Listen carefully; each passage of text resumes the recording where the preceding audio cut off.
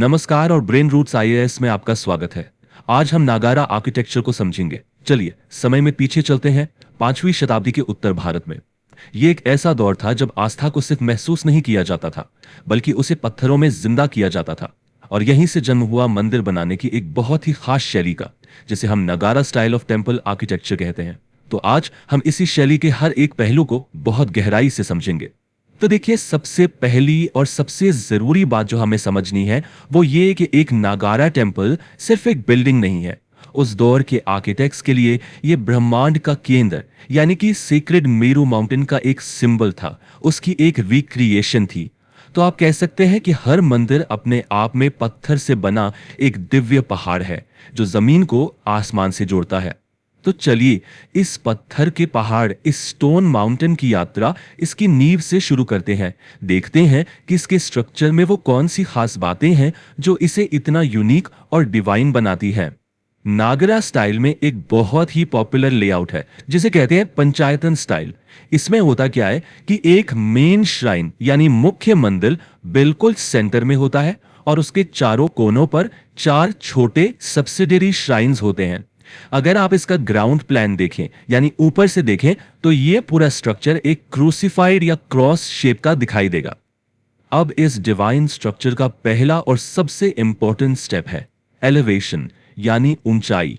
नागारा स्टाइल के मंदिर कभी भी सीधे जमीन से शुरू नहीं होते। उन्हें हमेशा दुनिया से थोड़ा ऊपर, थोड़ा उठाकर बनाया जाता है। इन्हें जागती नाम के एक ऊंचे सॉलिड स्टोन प्लेटफॉर्म पर बनाया जाता है। ये जगती ही पूरे मंदिर की फाउंडेशन का काम करती है। लेकिन इसका मकसद सिर्फ मंदिर को ऊंचाई देना नहीं है, इसका एक गहरा सिंबॉलिक मीनिंग भी है। जैसा कि हम यहां देख सकते हैं, इस जगाती के 2 मेन रोल्स हैं। पहला, ये सेक्रेट स्पेस को फिजिकली एलिवेट करता है, मतलब दुनियावी चीजों से ऊपर उठाता है। और दूसरा, ये मंदिर और सांसारिक दुनिया, अ मंडेन वर्ल्ड, के बीच एक क्लियर सेपरेशन, एक बाउंड्री बनाता है। भक्त इसी प्लेटफॉर्म पर मंदिर की सर्कमएम्बुलेशन यानी परिक्रमा भी करते हैं। ठीक है, तो अब हम इस सेक्रेट प्लेटफॉर्म पर आ चुके हैं। चलिए अब मंदिर के एंट्रेंस की तरफ बढ़ते हैं। यहां मेन सेंटम में एंटर करने से पहले ही हमें कुछ बहुत ही खास सिंबल देखने को मिलते हैं। गर्भगृह यानी वो जगह जहां डीटी हैं, वहां तक पहुंचने से ठीक पहले हर भक्त का एक सिंबॉलिक प्योरिफिकेशन होता है और यह प्रोसेस दरवाजे की दहलीज पर कदम रखते ही शुरू हो जाता है। गर्भगृह के दरवाजे की चौखट पर यानी डोर जेम्स पर आपको 2 नदी देवियों गंगा और यमुना की इमेजेस मिलेंगी। उनकी प्रेजेंस इस बात का संकेत है कि आप देवता के सामने जाने से पहले स्पिरिचुअली क्लीन एंड प्योर हो रहे हैं। ये एक तरह का आध्यात्मिक शुद्धिकरण है। तो इस प्योरिफिकेशन के बाद अब हम मंदिर के अंदरूनी हिस्से में एंटर करते हैं। हमारी ये जर्नी हमें असेंबली हॉल से होते हुए उस स्पिरिचुअल कोर तक ले जाती है जहां मुख्य देवता विराजते हैं। गर्भगृह के ठीक सामने आपको खंभों वाला एक बड़ा हॉल मिलेगा जिसे मंडपा कहते हैं। ये प्रेयर्स, गैदरिंग्स या दूसरे धार्मिक कार्यक्रमों के लिए होता है। ये एक तरह का ट्रांजिशन जोन भी है जो आपको बाहर की तेज रोशनी से धीरे धीरे गर्भगृह के शांत और धुंधले माहौल के लिए तैयार करता है। और फिर हम पहुंचते हैं मंदिर के दिल में, गर्भगृह। इसका लिटरल मीनिंग है वूम हाउस। ये वो जगह है जहां से सारी क्रिएशन होती है। ये एक छोटा, अक्सर अंधेरे में डूबा हुआ कमरा होता है जहां मेन डेटी की मूर्ति रखी जाती है। इसके चारों तरफ सर्कमएम्बुलेशन के लिए एक कवर्ड पैसेज भी होता है जिसे प्रदक्षिणा पाथ कहते हैं। चलिए अब मंदिर के अंदर से बाहर आते हैं और इसकी सबसे डोमिनेंट और डिफाइनिंग फीचर को देखते हैं, आसमान को छूता हुआ इसका स्पायर जिसे कहते हैं शिखारा।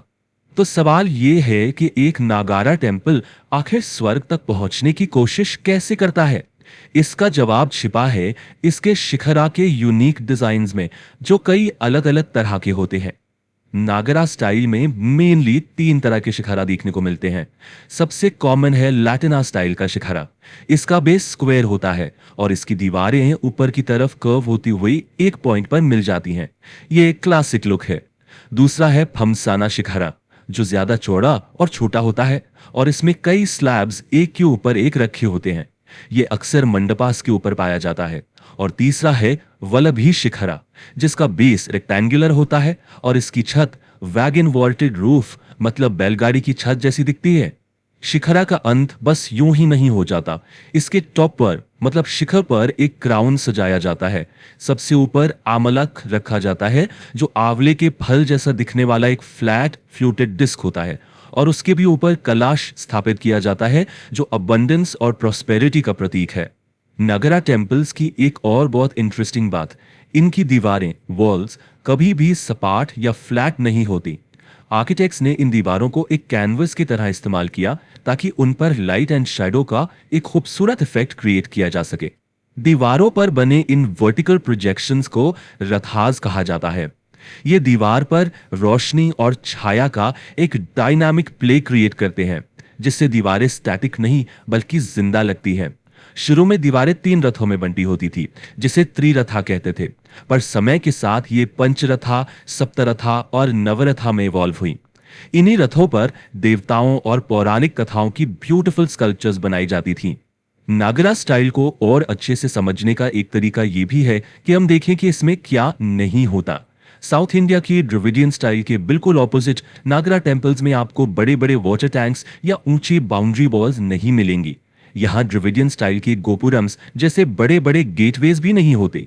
यहाँ पूरा फोकस बस एक ही ऊंचे सोरिंग शिखरा पर होता है। अब जैसे जैसे ये आर्किटेक्चरल स्टाइल पूरे उत्तर भारत में फैला, इसने लोकल कल्चर और मटेरियल्स के हिसाब से खुद को अडेप्ट कर लिया और इसी वजह से इसकी कई रीजनल सब स्कूल्स का जन्म हुआ। इनमें 3 मेजर सब स्कूल्स हैं। पहला ओडिशा स्कूल जिसके शिखर ऑलमोस्ट वर्टिकल होते हैं और बहुत ऊंचे होते हैं जैसे कोणार्क का सन टेम्पल। दूसरा खजुराहो स्कूल जो अपनी इंट्रिकेट एंड इरोटिक स्कल्पचर्स और एक साथ जुड़े हुए कई शिखरों के लिए फेमस है। और तीसरा गुजरात का सोलंकी स्कूल जो अपनी बेहद फाइन कार्विंग, स्टेप वेल्स और ब्यूटीफुल गेटवेज के लिए जाना जाता है जैसे मोधेरा का सन टेम्पल। तो आखिर में सवाल यही है, आर्किटेक्चर आस्था को कैसे शेप देती है? ये बेजान पत्थर को डिवाइन तक पहुंचने का एक रास्ता कैसे बना देती है? नागारा स्टाइल अपने हर एक पत्थर में इसी गहरे सवाल का एक शानदार जवाब है। अगर आपको ये लेक्चर मददगार लगा हो तो चैनल को लाइक, शेयर और सब्सक्राइब करें।